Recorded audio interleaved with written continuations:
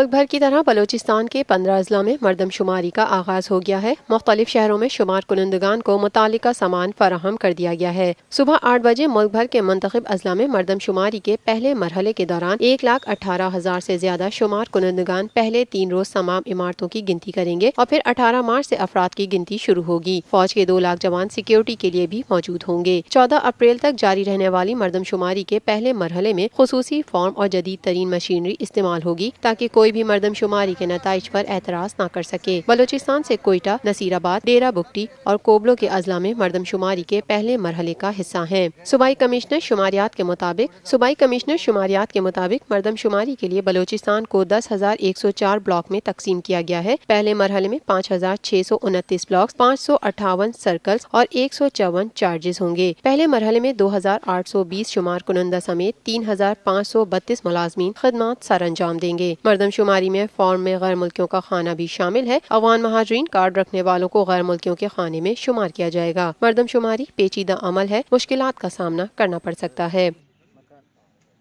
پاکستان ہم سب کا، ہم سب کا، ہم سب کا پاکستان، ہم سب کا، ہم سب کا، ہم سب کا پاکستان، ہم سب کا، ہم سب کا، ہم سب کا پاکستان، ہم سب کا